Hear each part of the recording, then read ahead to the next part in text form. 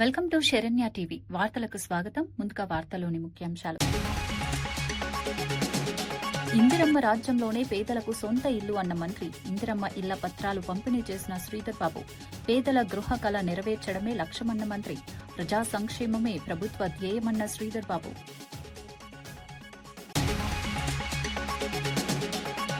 గవర్నర్ను కలిసి భూ వివాదాలపై ఫిర్యాదు చేసిన కవిత. ల్యాండ్ మాఫియా అంశాలను గవర్నర్ దృష్టికి తీసుకెళ్లిన కవిత. భూ సంబంధిత అక్రమాలపై చర్యలు కోరిన కవిత. భూముల వ్యవహారాల్లో పారదర్శకత అవసరమన్న కవిత.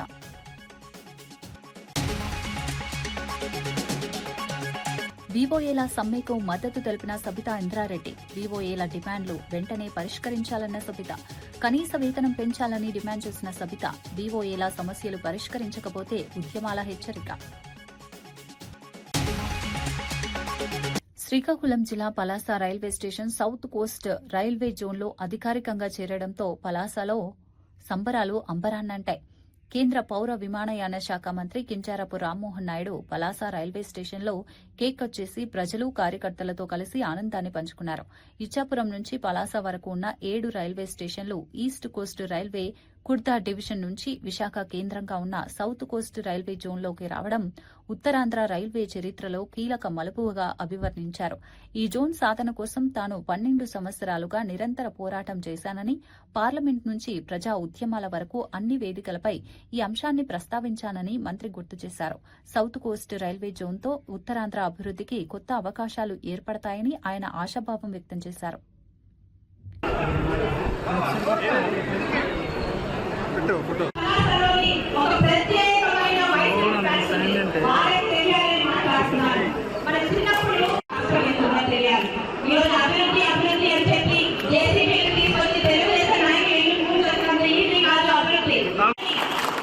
ప్రతి ఒక్క అభివృద్ధిని ఈరోజు శ్రీకాకుళం తీసుకొస్తున్నారు. ఈ విషయంగా ప్రజలందరికీ ఒకటే మాట, కళ్ళతో చూసి అభివృద్ధి తెలుసుకోండి, మాటల్లో కాదు. ఈరోజు మేము ఏం చేస్తున్నాము.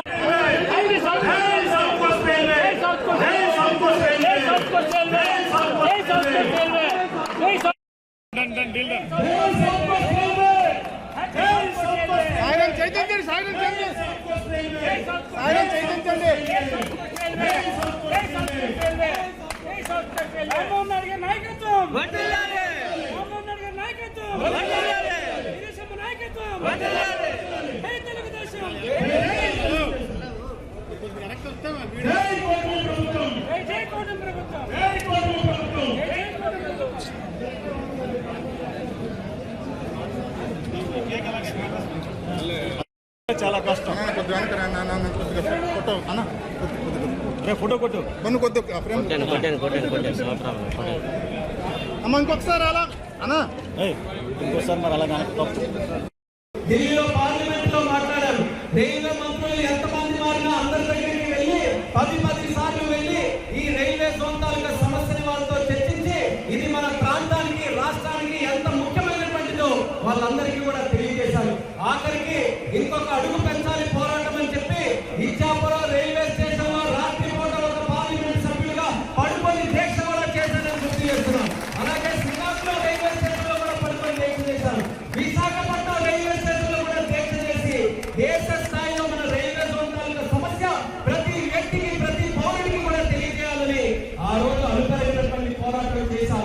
పోరాటం చేసిన తర్వాత 12 సంవత్సరాలు సుదీర్ఘమైనటువంటి పోరాటం, సుదీర్ఘమైన చర్చ, ఎన్నో అవకతవకలు, ఎన్నో ఆటుపట్లు ఇవన్నీ వచ్చిన తర్వాత 3వసారి పార్లమెంట్ సభ్యుడిగా మీరందరూ కూడా గెలిపిస్తే చంద్రబాబు నాయుడు గారు, నరేంద్ర మోదీ గారి తాలూకు ఆశీస్సులతో అత్యంత చిన్న వయసులో ఈ రోజు కేబినెట్ మినిస్టర్ గా ఉన్నప్పుడు ఇది ఎట్టి పరిస్థితుల్లో మన టైంలోనే దీనికి శాశ్వత పరిష్కారం అందించాలని నేటి రైల్వే మినిస్టర్ గా ఉన్నటువంటి అశ్విని వైష్ణవ్ గారికి తరచూ కూడా వెళ్లి దీని గురించి మళ్ళీ చర్చించి ఈ రోజు ఎవ్వరు కూడా ఊహించినటువంటి విధంగా జూన్ 1వ తేదీన ఆంధ్రప్రదేశ్ రాష్ట్రానికి ఒక ప్రత్యేకమైనటువంటి zone south Coast railway zone Telugu వారందరికీ కూడా నా హృదయపూర్వకమైనటువంటి శుభాకాంక్షలు తెలియజేస్తున్నాను. కేవలం ఆంధ్ర తెలుగు వారికనే కాదు, మన ముఖ్యంగా ఉత్తరాంధ్ర ప్రాంతానికి ఇది మరొక స్వాతంత్ర ఉద్యమంలాగా, ఆత్మ గౌరవం ప్రతీకలాగా ఈ సౌత్ కోస్ట్ రైల్వే జోన్ మారింది. ఆ ఉత్తరాంధ్ర ప్రాంతంలో కూడా ఈ రోజు ఒక ప్రత్యేకమైనటువంటి విజయం మనం సాధించాం. ఎందుకంటే విశాఖపట్నం అప్పుడు గతంలో వాల్టైర్ డివిజన్ ఉండేది. వాల్టైర్ డివిజన్ పూర్తి వరకే ఆగిపోయింది. ఈ పలాస నుంచి ఇచ్చాపురం వరకు కొరతా డివిజన్ లో ఉండేది. ఈ కొరతా డివిజన్ లో ఇక్కడ ఈ ప్రాంతం అంతా ఉండడం వల్ల ఏ పని కోసం మనం చేయించుకోవాలన్నా మళ్ళీ ట్రైనో కారో తీసుకొని అక్కడ భువనేశ్వర్ వరకు వెళ్ళి అక్కడ అధికారులతో మాట్లాడి ఇక్కడ ఒక చిన్న కుర్చీ వేయాలన్నా, ఒక ట్రైన్ తేవాలన్నా, ఒక బిల్డింగ్ కట్టాలన్నా అధికారం అంతా కూడా భువనేశ్వర్లోనే ఉండిపోయింది. ఆ సమస్య ఎలా ఉండిందో నాకు కూడా తెలుసు. ఎందుకంటే పూణే నుంచి అక్కడ దూసి వరకు మన కాన్స్టిట్యున్సీలో ఉన్న స్టేషన్ల అభివృద్ధి కోసం దర్జాగా విశాఖపట్నం వెళ్ళి అక్కడ డిఆర్ఎం దగ్గర నుండి పనులన్నీ కూడా చేయించుకునే వాళ్ళం. కానీ ఈ ప్రాంతంలో ఉన్న 7 స్టేషన్ల కోసం మళ్ళీ భువనేశ్వర్ దాకా వెళ్ళి ఆ భువనేశ్వర్ దగ్గరికి వెళ్ళినప్పుడు అనేక రకాలైనటువంటి ప్రాధాన్యతలు వాళ్ళకు ఉంటే బలంగా మన సమస్యలు చెప్పడానికి కొన్ని సందర్భాల్లో ఇబ్బందులు కూడా వచ్చాయి. ఈ ఇబ్బందులు శాశ్వతంగా దీన్ని పరిష్కరించాలని చెప్పి నేను ఎప్పుడైతే రైల్వే జోన్ గురించి 2014 నుంచి ప్రస్తావించానో ఆనాటి నుంచి రైల్వే జోన్ తో పాటు ఈ 7 స్టేషన్ల గురించి కూడా ప్రస్తావించేవాడిని. ఇచ్చాపురం నుంచి మనం పలాస వరకు ఉన్నటువంటి స్టేషన్లు అన్ని స్టేషన్లు కూడా ఇటు పక్కన ఉన్నటువంటి జోన్ లోనే కలపాలి, కొరతా రోడ్డు నుంచి పక్కకు తీసుకొని రావాలని అడిగితే ఈ రోజు రైల్వే మినిస్టర్ గారు నన్ను గౌరవించి, మన ప్రాంతాన్ని గౌరవించి, ఇక్కడ ఉన్నటువంటి సమస్యను గౌరవించి ఈ 7 స్టేషన్లకి ప్రత్యేకంగా ఒక ఆర్డర్ తీసుకొని వచ్చి ఇచ్చాపురం టు పలాస విశాఖపట్నం డివిజన్ లో మన సౌత్ కోస్ట్ లో కలపడం అనేది మనం చరిత్ర ఉన్నంత వరకు కూడా గుర్తుపెట్టుకోవాల్సినటువంటి విషయాన్ని తెలియజేస్తున్నాను. అందుకనే ఈ కార్యక్రమం చేసినందుకు ప్రత్యేక ధన్యవాదాలు రైల్వే మినిస్టర్ గారు అశ్విని వైష్ణవ్ గారికి మన ప్రాంత వాసులు అందరి తరఫున కూడా ఈ సభాముఖంగా తెలియజేసుకుంటున్నారు. ఆయన పట్టకపోతే ఈ యొక్క 7 స్టేషన్లు రావడం కాదు, అసలు జోన్ రావడం కూడా ఒక సందర్భంలో అసాధ్యమైనటువంటి పని. 18వ జోను భారతదేశంలో 18వ జోన్ ఈ సౌత్ కోస్ట్ రైల్వే జోన్. ఇది ఆపరేషన్స్ లోకి రావాలంటే 1,00,000 ప్రశ్నలు రైల్వే డిపార్ట్మెంట్ ముందు ఎక్కడ వరకు బౌండరీ గీయాలి, ఎలా దీన్ని విభజన చేయాలి, అడ్మినిస్ట్రేటివ్ గా అధికారులు ఎక్కడ పెట్టాలి, ఏ రకంగా సేఫ్టీ పరంగా మన ఆలోచనలు చర్యలు తీసుకోవాలి, ఇలా రకరకాల కాంగ్రెస్ పార్టీ అధికార ప్రతినిధుల ఎంపికలో కొత్త విధానాన్ని అమలు చేస్తున్నట్లు టీపీసీసీ అధ్యక్షుడు మహేష్ కుమార్ గౌడ్ తెలిపారు. రాహుల్ గాంధీ ఆధ్వర్యంలో జాతీయ టాలెంట్ హంట్ కార్యక్రమాన్ని ప్రారంభిస్తున్నట్లు వెల్లడించారు. జాతీయ రాష్ట రాజకీయాలపై అవగాహన కలిగిన యువతను గుర్తించి వారికి రాజకీయ అవకాశాలు కల్పించడం ఈ కార్యక్రమ లక్ష్యమన్నారు. లౌకికవాద విలువలు, సమాజ సేవ పట్ల నిబద్దత కలిగిన ప్రతిభావంతులను ప్రోత్సహించనున్నట్లు చెప్పారు. పార్టీలకు అతీతంగా యువతకు రాజకీయాల్లో ప్రవేశించే అవకాశం కల్పిస్తామని తెలిపారు. దేశ నిర్మాణంలో యువత భాగస్వామ్యాన్ని పెంచడమే ప్రధాన ఉద్దేశమన్నారు. కాంగ్రెస్ పార్టీకి కొత్త ఆలోచనలు, కొత్త నాయకత్వాన్ని తీసుకురావడానికి ఈ కార్యక్రమం దోహదపడుతుందని అభిప్రాయపడ్డారు. రాజకీయాల్లో ప్రతిభకు ప్రాధాన్యమిచ్చే దిశగా ఇది కీలక అడుగుగా భావిస్తున్నారు. జాతీయ దృక్పథమైన పరిపూర్ణంగా అవగాహన ఉండి రాష్ట్రంలో ఉన్నటువంటి రాజకీయ స్థితిగతుల మీద రాజకీయంగా అవగాహన ఉండి రాష్ట్రం గురించి భౌగోళికంగా రాష్ట్రంలో ఉన్నటువంటి వివిధ కోణాల మీద అవగాహన వ్యక్తుల్ని కూడా ఈ టాలెంట్ హంట్ లో వెలికి తీస్తారు. రాహుల్ గాంధీ ఆశయం ఏంటంటే కేవలం కాంగ్రెస్ నాయకులకే అధికార పదవులు ఇవ్వడం ద్వారా ఆ పర్పస్ పూర్తి కావట్లేదు. కాబట్టి న్యూట్రల్ గా ఉండేటటువంటి లౌకిక వాదం గురించి అవగాహన ఉన్నటువంటి యువకుల్ని, మేధావుల్ని సెలెక్ట్ చేయాలంటే ఒక ఆలోచనతోనే ఈ కొత్త ఒరవడికి వారు శ్రీకారం చుట్టారు. దీనిలో బాగా మాట్లాడగలిగి ఉండి రాష్ట్రం మీద, దేశం మీద, రాష్ట్ర దేశాల రాజకీయాల మీద అవగాహన ఉంటే వారిని అధికార ప్రతినిధులుగా ఈ టాలెంట్ హంట్ ద్వారా ఎంపిక చేసే అవకాశం ఉంది. మాట్లాడని వారు, ఈ దేశ రాష్ట్ర చరిత్ర గురించి తెలిసిన వారు, స్వాతంత్రానంతరం ఈ రాష్ట్రంలో, దేశంలో జరిగినటువంటి పరిణామాల గురించి అవగాహన ఉన్నవాళ్ళు, పార్టీలకు అతీతంగా వారు న్యూట్రల్ ఒపీనియన్ కలిగి ఉన్న వారిని కూడా రీసెర్చర్ గా ఎంపిక చేయడం జరుగుతుంది. అదే మాదిరిగా రాజకీయాల మీద ఆసక్తి కలిగి ఉండి కొత్తగా రాజకీయాలకు వచ్చి సమాజానికి సేవ చేయాలని ఒక దృక్పథం వ్యక్తులు ఈ రంగం మీద, పత్రికా రంగం మీద, పాత్రికేయ రంగం మీద, అధికార ప్రతినిధుల మీద అవగాహన వ్యక్తుల్ని ఈ ప్రక్రియ అంతా కోఆర్డినేట్ చేయడానికి కొంతమంది కోఆర్డినేటర్స్ కూడా నియామకం చేయడం జరుగుతుంది. దేశం రాజకీయాల్లో చాలా మార్పులు వచ్చాయి. ఒకప్పుడు పత్రికలే సమాచార సాధన నుంచి ఇవాళ టీవీలు వచ్చాయి, ఛానల్స్ వచ్చాయి. అన్నిటికి మించి అధునాతన ప్రపంచంలో సోషల్ మీడియా అతిపెద్ద ప్రభావం చూపే ఒక చాప్టర్గా అవతరిస్తున్నటువంటి సందర్భంలో యువతరానికి అపారమైన అవకాశాలు దీని ద్వారా వచ్చేటటువంటి అవకాశం ఉంది. సంకుచిత ఆలోచనల నుంచి బ్రాడర్గా ఆలోచించేటటువంటి సమాజం రావాలి. ఈ దేశాన్ని సమూలంగా అర్థం చేసుకుని విశాలమైన ఆలోచనలతో దేశ నిర్మాణంలో యువత పాల్గొనాలని ఒక ఆకాంక్ష రాహుల్ గాంధీ గారు వ్యక్తపరిచిన ఈ ధర్మిల ఈ కార్యక్రమాన్ని వాళ్ళ తెలంగాణలో లాంచ్ చేయడం జరుగుతుంది. సామా రామ్మోహన్ గారు మీడియా ఇన్ఛార్జ్ గా ఉన్నారు. వారి కోఆర్డినేట్ చేయడానికి సరల్ పటేల్ గారు గుజరాత్ రాష్ట్రానికి చెందినటువంటి ఏఐసి నాయకులు దీన్ని కోఆర్డినేట్ చేయడానికి వచ్చినారు. దీని పరిపూర్ణ అర్థం ఏంటంటే పారదర్శకత రావాలి. ఆ కోణంలో ఈ టాలెంట్ హంట్ ఉంటుంది. నిష్ణార్థులు ఒత్తిళ్లకి తలొక్కుండా మంచి సబ్జెక్ట్ ఉండి రాష్ట్ర దేశాల రాజకీయాల పరిపూర్ణ అవగాహన ఉండి కొంత మంచి మాట్లాడగలిగిన వారికి స్పోక్స్ పర్సన్స్ గా అవకాశాలు వస్తాయి. లేదు మేము మాట్లాడడానికి ముందు పోము, సమాచారాన్ని క్రోడీకరిస్తాము, సేకరిస్తాము, అన్ని రకాలుగా మీకు సమాచారాన్ని ఇస్తాము, మాకు నైపుణ్యం ఉందిన వారికి రీసెర్చ్ గా అవకాశాలు వస్తాయి. లేదు మేము కాంగ్రెస్ 10 ఏళ్ళకు సేవ చేస్తా ఉన్నాం కాబట్టి ఈ రంగానికి సేవ చేస్తాం, మా సమయం ఇస్తాం, మేము ప్రాపర్ గా కోఆర్డినేట్ చేస్తామన్న వాళ్ళకి కోఆర్డినేటర్ అవకాశాలు వస్తాయి. ఒక కొత్త ఒరవడికి రాహుల్ గాంధీ గారు శ్రీకారం చుట్టారు. వైఎస్సార్ విగ్రహాల ధ్వంసం వెనుక వైసీపీ కుట్ర ఉందని మంత్రి అనగాని సత్యప్రసాద్ ఆరోపించారు. వైఎస్సార్ విగ్రహాన్ని వైసీపీ కార్యకర్తలే ధ్వంసం చేసి ఆ నిందను టీడీపీపై మోపే ప్రయత్నం చేస్తున్నారని విమర్శించారు. రాష్ట్రంలో శాంతి భద్రతలకు భంగం కలిగించేందుకు వైసీపీ పన్నాగాలు పన్నుతోందన్నారు. ప్రజల్లో గందరగోళం సృష్టించేందుకు తప్పుడు ప్రచారాలు చేస్తోందని ఆరోపించారు. అభివృద్ది కార్యక్రమాలపై చర్చ జరగకుండా రాజకీయ ఉద్రిక్తతలు సృష్టించడమే వైసీపీ లక్ష్యమని వ్యాఖ్యానించారు. రాష్ట్రంలో ప్రజలు నిజాలు తెలుసుకుంటున్నారని, ఇటువంటి కుట్రలు ఫలించవని అన్నారు. కూటమి ప్రభుత్వం పారదర్శక పాలన అందిస్తోందని పేర్కొన్నారు. దుష్ప్రచారాలకు ప్రజలు మోసపోరని, చట్టం తన పని తాను చేసుకుంటుందని మంత్రి ఎందుకంటే చూస్తా ఉన్నాం వాళ్ళ పేరు వాళ్ళు సాధకం చేసుకుంటా ఉన్నారు. మొన్న మనం చూసే నంద్యాల జరిగిన సంఘటన, రాజశేఖర్ రెడ్డి గారి విగ్రహాన్ని వాళ్ళ అనుచరులతోనే విధ్వంసం చేసి తలకాయని తీసేసి దాన్ని ఏదో తెలుగుదేశం పార్టీ నాయకులు చేశారని చిత్రీకరించబోయి దొరికిపోయినటువంటి పరిస్థితి. వాళ్ళ సొంత మనిషి, వాళ్ళ మాజీ ఎమ్మెల్యే యొక్క సొంత మనిషి జంబులయ్య మనం చూస్తా ఉన్నాం. ఎలా తీసాడో మీరు చూడండి ఒకసారి వీడియో.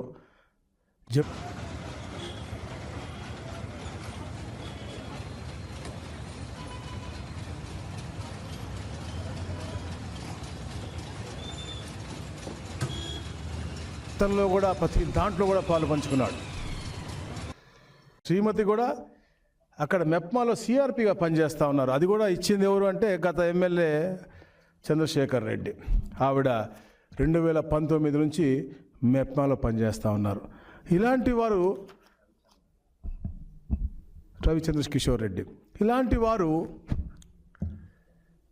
అసలు ఒక పార్టీకి అధినాయకుడుగాను అసలు ఉంటే అర్హత ఉందా అని అడుగుతా ఉన్నాను. ఎందుకంటే ఎక్కడన్నా వేరే గతంలో కూడా వీళ్ళ తండ్రికి వాళ్ళకు కూడా చరిత్ర ఉంది. హైదరాబాద్ ప్రశాంతంగా ఉంటే వేరే ముఖ్యమంత్రి ఉండకూడదు, అధిగమించాలని చెప్పే లక్ష్యంతో ఆ రోజుల్లో మతకల్లో సృష్టించిన చరిత్ర వాళ్ళ డిఎన్ఏలో ఉంది. తాత తండ్రి ఈయన అందరికీ ఉంది. ఇస్తే పవన్ కళ్యాణ్ ఎలాంటి నటనైనా చేస్తారని, ఏ డ్రెస్ వేసుకోమన్నా వేసుకుని ఎగురుతారని విమర్శించారు. తెలంగాణలో నిర్వహిస్తున్న నవనిర్మాణ సభల ఉద్దేశంపై ప్రశ్నలు లేవనెత్తిన ఆయన ఇలాంటి సభలను గుజరాత్, కేరళ, తమిళనాడు వంటి ఇతర రాష్ట్రాల్లో ఎందుకు నిర్వహించడం లేదని నిలదీశారు. రాజకీయ ప్రయోజనాల కోసం ప్రజల భావోద్వేగాలను ఉపయోగించుకోవడం సరైంది కాదన్నారు. రాష్ట్ర సమస్యల పరిష్కారంపై దృష్టి పెట్టకుండా రాజకీయ ప్రదర్శనలు చేయడం వల్ల ప్రజలకు ఉపయోగం ఉండదని వ్యాఖ్యానించారు. రాజకీయాల్లో బాధ్యతాయుతమైన వ్యవహారం అవసరమని పేర్కొన్నారు. ప్రజల నమ్మకాన్ని పొందాలంటే కార్యాచరణతో ముందుకు రావాలని సూచించారు.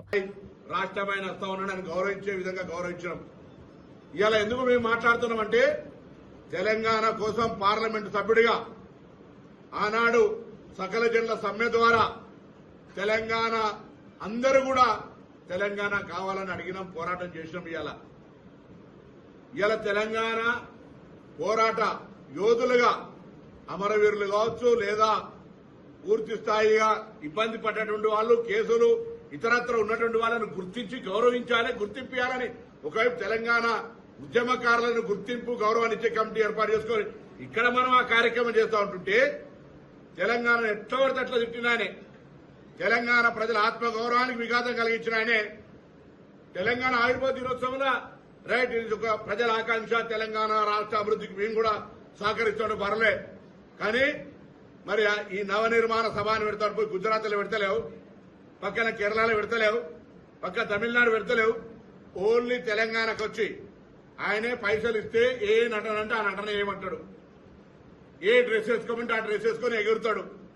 ఇక్కడికి వచ్చి భారతీయ జనతా పార్టీ డైరెక్షన్ ఇలా ఈ డ్రెస్ వేసుకొని ఎగురుతుండు. తెలంగాణ వైషమ్యాలు సృష్టించాలి, రాజకీయమైనటువంటి విమర్శపూరితంగా మాట్లాడాలి. రైట్, నువ్వేమైనా పెట్టుకోవా, ఇది డెమోక్రటిక్ కంట్రీ. కానీ నా గుండెల మీద దాన్ని, నా తెలంగాణ ప్రజల ఆత్మ గౌరవాన్ని గాయం కలిగించేటువంటి కోనసీమ కొబ్బరి చెట్లు తెలంగాణ వాళ్ళ కళ్ళతోటి మాడిపోయినాయి అంటే, లేదా తెలంగాణ ఏర్పడితే 11 రోజులు అన్నం తినలేదు బాధపడ్డా అన్నటువంటి వాడు ఇక్కడికి వస్తే మాట్లాడే ముందు దానికి జవాబు చెప్పాల్సిందిగా నేను డిమాండ్ చేస్తాను. ఆర్మూర్లో జరిగిన భారీ చోరీ కేసును పోలీసులు ఛేదించారు. మొత్తం 41 లక్షలకు పైగా విలువైన బంగారం, వెండి నగదు చోరీ కేసులో 3 నిందితులను అరెస్ట్ చేశారు. బ్రాహ్మణపల్లి క్రాస్ రోడ్డు వద్ద అనుమానాస్పదంగా తిరుగుతున్న వారిని అదుపులోకి తీసుకుని విచారించగా అసలు విషయం వెలుగులోకి వచ్చింది. నిందితులు కుటుంబ సభ్యులు ఇంట్లో లేని సమయంలో చోరీకి పాల్పడినట్లు పోలీసులు తెలిపారు. వారి వద్ద నుంచి 580 గ్రాముల బంగారం, వెండి వస్తువులు, 19.33 లక్షల నగదు, సెల్ ఫోన్లు స్వాధీనం చేసుకున్నారు. మొత్తం స్వాధీనం చేసుకున్న ఆస్తుల విలువ 31.48 లక్షలు అని వెల్లడించారు. కేసులో మరో నిందితుడు పరారీలో ఉన్నాడని, అతని కోసం గాలింపు కొనసాగుతుందని పోలీసులు తెలిపారు. నిందితులను కోర్టులో హాజరుపరిచి రిమాండ్కు తరలించారు.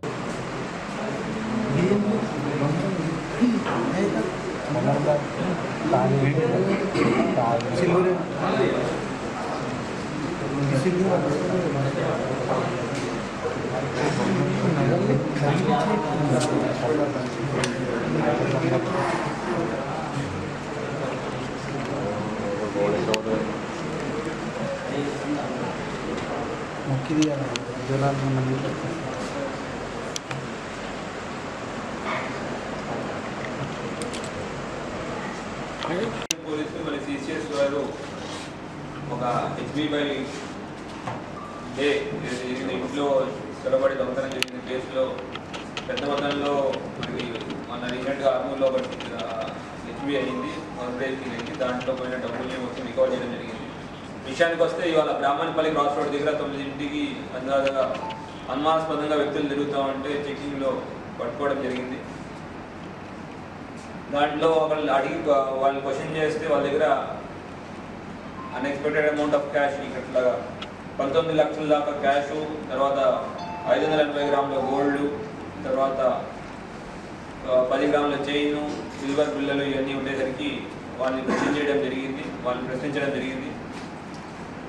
అప్పుడు వాళ్ళు కన్ఫర్మ్ చేసింది ఏంటంటే, ఇతను అక్యూజ్డ్ A1 విజయ్ అగర్వాల్ అనే అక్యూజ్డ్, ఇతని మీద ప్రీవియస్ రౌడీ షీట్ కూడా ఉంది.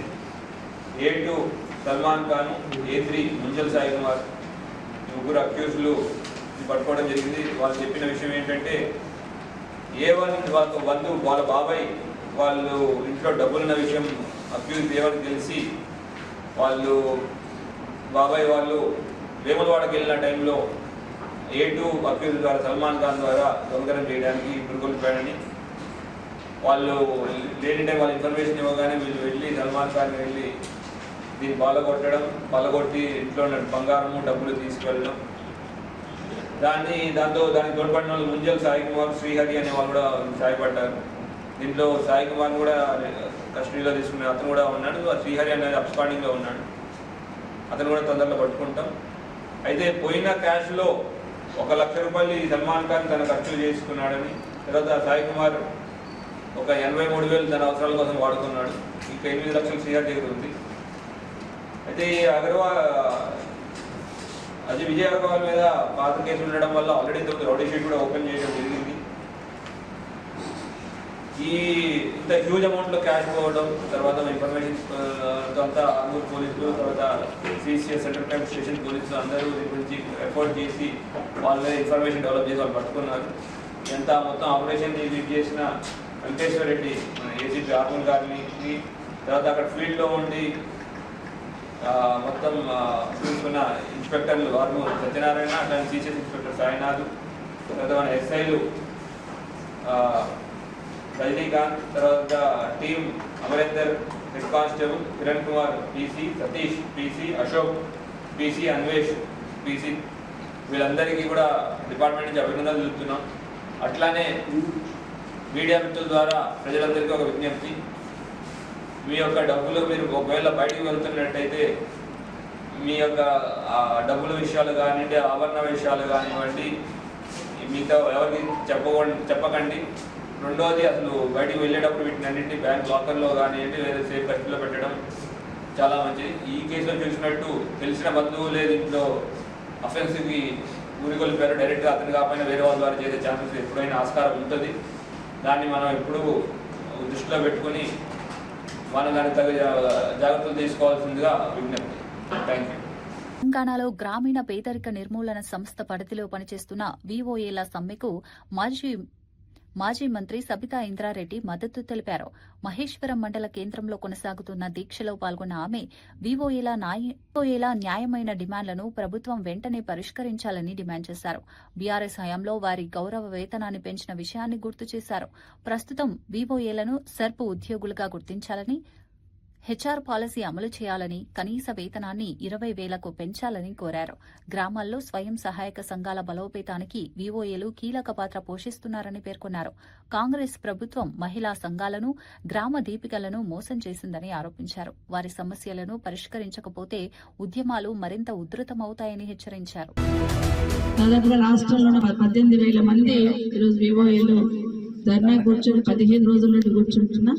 15 రోజుల నుండి కూడా ప్రభుత్వానికి కనిపించకుండా మరి ఇంటెలిజెన్స్ రిపోర్ట్ ఏం తెచ్చుకుంటున్నారో, అధికారుల రిపోర్ట్ ఏం తీసుకుంటున్నారో అర్థం కాని పరిస్థితి. 15 రోజుల నుండి ఆడబిడ్డలు 18,000 మంది ఆడబిడ్డలు రోడ్డు మీద కూర్చున్నారంటే ఖచ్చితంగా ఈ ప్రభుత్వం ఇమీడియట్ వాళ్ళే ధర్నా చేసి వాళ్ళు వదిలేస్తారనే లెవెల్లో ప్రవర్తిస్తున్నట్టుంది. ఎట్టి పరిస్థితులలో ఈ ప్రభుత్వాన్ని ఎన్నో హామీలు ఇచ్చినారు. ఆ హామీలని నెరవేర్చమని మీరిచ్చిన హామీని మాత్రమే వాళ్ళు అడుగుతున్నారు. ప్రభుత్వంలో ఉన్న పెద్దలందరూ కూడా ఆలోచించాలి. రేపే ముఖ్యమంత్రి గారు ఫ్యూచర్ సిటీకి వస్తారు. కందుకూరు మహేశ్వరులు ఈరోజు రోడ్డు పైన కూర్చొని ధర్నా చేస్తా ఉన్నారు బీఓఏలు. వాళ్ళందరినీ కూడా వాళ్ళ సమస్యలను, వాళ్ళ డిమాండ్స్ని ఇమీడియట్ గా ఆమోదించాలని ప్రభుత్వాన్ని కోరుతూ ఉన్నాం. ముఖ్యంగా రాష్ట్ర వ్యాప్తంగా ఉన్న మహిళా సోదరులందరూ స్టేజ్ ఎక్కి మైక్ పట్టుకుంటే వాళ్ళు 1,000,000 మంది ఆడబిడ్డల్ని కోటీశ్వరులు చేస్తా అంటున్నారు. ఆడబిడ్డలందరికీ కూడా ఆర్థికంగా, సామాజికంగా ధైర్యం వచ్చేటట్టు వీళ్ళందరినీ ఒక తండ్రి వీఓఏలు. వాళ్ళని మర్చిపోతే ఈరోజు మహిళలకు మనం ఏమి ఇస్తున్నా కూడా అది నిజంగా అది ఇస్తున్నట్టు కాదు. ఎందుకంటే వీళ్ళందరూ కూడా ఆడబిడ్డలే.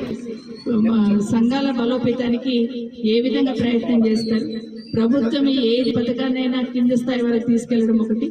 18 సంవత్సరాల నిండిన ప్రతి ఆడబిడ్డ కూడా సంఘటితం చేస్తూ ఎక్కడ ప్రభుత్వ కార్యక్రమం ఉన్నా వాళ్ళందరినీ కూడా తీసుకొచ్చి ప్రభుత్వ కార్యక్రమాలన్నీ కూడా వేయాలి. కాబట్టి ప్రభుత్వం ఇప్పటికే 3 సంవత్సరాల టైం ఇచ్చారు. వాళ్ళు మీకు 2.5 సంవత్సరాల టైం ఇచ్చారు. ఇప్పుడు కూడా అడగకపోతే ఇంకా మీరు చెయ్యరని ఆలోచన మా సోదరి మండలికి వచ్చింది. మీరిచ్చిన హామీని, ఎన్నికలప్పుడు మీరిచ్చిన హామీ, మీరు మేనిఫెస్టో సాధించిన తర్వాత కేసీఆర్ గారు సంఘాల బలోపేతాన్ని కృషి చేస్తూ దాని వెనుక ఉన్న ఆర్పీలకు కానీ వివోఏలకు కానీ కొంత 2,000 ఉన్న శాలరీ వీళ్ళకి 5,000, వాళ్ళకి 6,000 చేస్తూ ఆర్పీలకి వివోఏలకు ఇంకొక సమస్య ఏంటంటే సంఘాల అకౌంట్లో వేసి వాళ్ళ దగ్గర నుండి తీసుకోవాల్సిన అవసరం ఉంటుంది. గ్రామ సంఘం వాళ్ళకు నేరుగా రిక్వెస్ట్ ఒకటైతే, ఎన్నికల కన్నా ముందు మీరు ఇచ్చిన హామీని పాటిస్తున్నామంటే 20,000 రూపాయలు వాళ్ళకి నెలకి ఇస్తామని మీరు ఇచ్చిన మాటనే నిలబెట్టుకోమని కోరుతున్నారు ఆడబిడ్డలు. వేరే ఎక్కువేం అడుగుతలేదు. జయశంకర్ భూపాల్పల్లి జిల్లా కాటారంలో మంత్రి శ్రీధర్ బాబు ఇంద్రమ్మ ఇండ్ల మంజూరు పత్రాలను లబ్దిదారులకు పంపిణీ చేశారు. 5 మండలాలకు చెందిన అర్హులైన కుటుంబాలకు ఈ పత్రాలు అందజేశారు. ఈ సందర్భంగా మాట్లాడిన మంత్రి, పేదలకు సొంత ఇల్లు కల్పించడమే కాంగ్రెస్ ప్రభుత్వ లక్ష్యమన్నారు. గత ప్రభుత్వం ఆర్థిక వ్యవస్థను అస్తవ్యస్తం చేసిందని విమర్శించారు. మహిళల అభివృద్ది, సంక్షేమానికి ప్రాధాన్యత ఇస్తూ ప్రభుత్వం ముందుకు సాగుతోందన్నారు. ఇంద్రమ్మ ఇళ్ల పథకం ద్వారా వేలాది కుటుంబాలకు గృహ కళ నెరవేరుతుందని తెలిపారు. గ్రామీణ, పట్టణ ప్రాంతాల్లో మౌలిక సదుపాయాలతో కూడిన గృహాలను అందించేందుకు చర్యలు తీసుకుంటున్నామని వెల్లడించారు. ప్రజా సంక్షేమమే ప్రభుత్వ ధ్యేయమని, అర్హులైన ప్రతి కుటుంబానికి న్యాయం జరిగేలా చూస్తామని మంత్రి శ్రీధర్ బాబు స్పష్టం చేశారు. ఈ రోజు మొదటి దఫగా మరి 3,500 ఇల్లులు ఇచ్చినాం. ఆ క్రమంలో ఈ 5 మండలాలకు సంబంధించి పెద్ద ఎత్తున మరి 1500 ఇళ్ల నిర్మాణ కార్యక్రమాలను చేపట్టారు. ఇంకా చాలా మందికి ఇచ్చేది ఈ సంవత్సరం అంటే ఇదే రోజు ఆసిఫాబాద్లో ముఖ్యమంత్రి గారి చేతుల మీదుగా 2వ దశ ఇంద్రమ్మ ఇళ్ల కార్యక్రమానికి శ్రీకారం చుట్టబోతా ఉన్నాం ఈరోజు సాయంత్రం. ఆ క్రమంలో మరొక 1000-1500 ఇల్లులు ఈ సంవత్సరం ఇచ్చే కార్యక్రమం ప్రభుత్వం నిర్ణయం చేసింది. నేను మీ అందరినీ కోరుతా ఉన్నా, ఈరోజు ఇళ్లకు సంబంధించి ఇంద్రమ్మ కమిటీకి సంబంధించి లేకుంటే అక్కడున్న మా నాయకుడికి సంబంధించి నేను ప్రతి మీటింగ్లో చెప్పిన 5 లక్షల రూపాయలు ఈరోజు రాష్ట్ర ప్రభుత్వం మీకు అందరికీ ఇళ్ల నిర్మాణ కార్యక్రమం చేపట్టాలని 2 బెడ్రూమ్ల ఇళ్ల నిర్మాణ కార్యక్రమం చేపట్టాలని ఇస్తాం. ఈరోజు నేను పీడీ గారికి కూడా అదేవిధంగా వారి అధికారులకు రేపు ఫౌండేషన్ వేసినప్పుడు, బేస్మెంట్ అయినప్పుడు, లెంటల్ లెవెల్ వచ్చినప్పుడు, స్లాబ్ పరంగా వచ్చినప్పుడు ₹1 కూడా మా లబ్ధిదారుల నుంచి వారి పరంగా ఎక్కడ కూడా ఇబ్బంది రాకుండా చూసే కార్యక్రమం జిల్లా కలెక్టర్ గారు చేయాలని మేము ఆదేశిస్తా ఉన్నాం. రేపటి మీకు రేపు బిల్లు ఇప్పిస్తాం, 11 బిల్లు ఇప్పిస్తామంటే ఎవరు డబ్బులు ఖర్చు పెట్టద్దమ్మా, నేరుగా మీ బ్యాంక్ అకౌంట్లోకి వస్తాయి.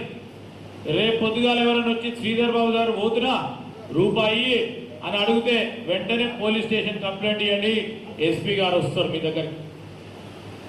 ఈరోజు నేను చెప్తా ఉన్నా, ప్రభుత్వ పరంగా ఈరోజు 5 లక్షల రూపాయల ఇళ్ల నిర్మాణ కార్యక్రమ భాగంలో నేరుగా ఎవరికి కూడా రూపాయి ఖర్చు లేకుండా ఇళ్ల నిర్మాణ కార్యక్రమం చేపట్టాలనే ఉద్దేశంతో అందరికీ ఇల్లు ఇస్తా ఉన్నాం. ఎవరైనా మధ్య ధరాలు వచ్చి మీకున్న ఆతృతను ఆసరగా చేసుకొని లబ్ధి పొందామని ఆలోచన చేస్తే స్థానిక పోలీస్ స్టేషన్లో కంప్లైంట్ చేయండి కార్యక్రమం. మేము గత ప్రభుత్వానికి సంబంధించి 10 సంవత్సరాలు తెలంగాణ వచ్చిన తర్వాత టీఆర్ఎస్ ప్రభుత్వ పాలన ఉండే, ఆ ప్రభుత్వ పాలనలో ఒక్కరికి ఇల్లు రాదు. వచ్చిందమ్మా ఒక్కరికన్నా చెప్పుకోవడానికి వచ్చిందా? ఎవరికి ఇల్లు రాలేదు. ఈరోజు ఇల్లు ఇస్తూ ఉంటే ఇంకో 10 మందికి ఎందుకు ఇస్తలేమో అని అడుగుతున్నారు.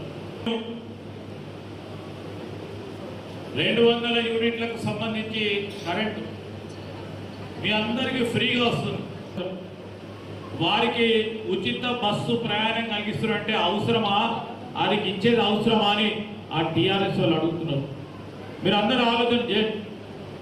మేము ఇచ్చిన మరి 6 గ్యారెంటీలో భాగంగా 1, 2 మినా అన్నీ చేస్తా ఉన్నాం. ఆ 1, 2 కూడా ఎన్నికల సమయం వచ్చే వరకు పూర్తి స్థాయిలో అది కూడా అమలు చేసి మీ ఆశీర్వాదాన్ని కోరడానికి వస్తాం.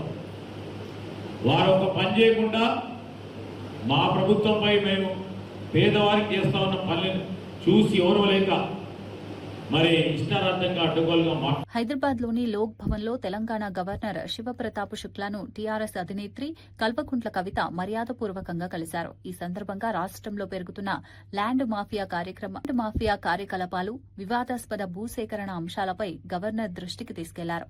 భూ సంబంధిత అక్రమాలు ప్రజల్లో ఆందోళన కలిగిస్తున్నాయని, దీనిపై తక్షణ చర్యలు అవసరమని పేర్కొన్నారు. వివిధ ప్రాంతాల్లో జరుగుతున్న భూ వివాదాలపై సమగ్ర వివరాలను గవర్నర్కు అందజేశారు.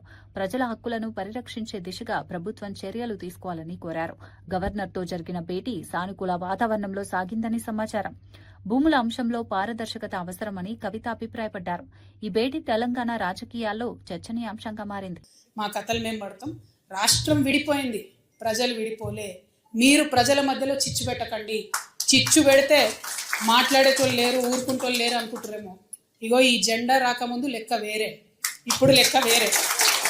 టీఆర్ఎస్ 2.0 ఇక్కడ, టీఆర్ఎస్ 2.0 ఇక్కడ పెట్టుకుంటే మాత్రం మంచిగా ఉండదు. ఇది వరకు ఒకసారి పెట్టుకున్నారు, రాష్ట్రం వచ్చింది. ఈసారి మూతి పనులు రాలిపడతాయి. కాబట్టి మీరు మా ప్రజల్ని తక్కువ చేసి మాట్లాడడం, మా మేధావుల మీద చేయాలనుకోవడం, లేనిపోని సాంస్కృతిక పెత్తనం మా మీద రుద్దాలనుకోవడం, మీకు అక్కడ రాజధాని కట్టుకోవడం చేతగాక మీ పొలిటికల్ పంచాయతీలను తీసుకొచ్చి మా మీద రుద్దడం. ముందు మీ రాజధాని కట్టుకోండి, మా జిహెచ్ఎంసీ ఎన్నికలలో పోటీ చేసే విషయం మీరు మళ్ళీ ఆలోచిద్దాం. మా జిహెచ్ఎంసీలో ఇక్కడ సెటిల్ అయ్యి ఇక్కడ ఉన్నటువంటి ఆంధ్ర బిడ్డలు మా వాళ్ళు.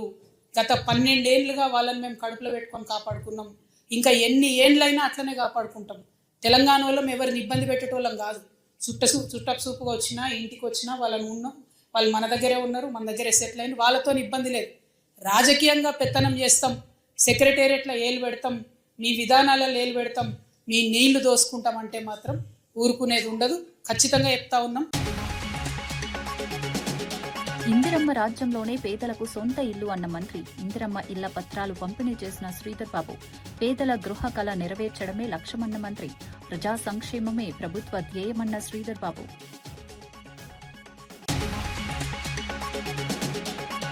గవర్నర్ను కలిసి భూ వివాదాలపై ఫిర్యాదు చేసిన కవిత, ల్యాండ్ మాఫియా అంశాలను గవర్నర్ దృష్టికి తీసుకెళ్లిన కవిత, భూ సంబంధిత అక్రమాలపై చర్యలు కోరిన కవిత, భూముల వ్యవహారాల్లో పారదర్శకత అవసరమన్న కవిత.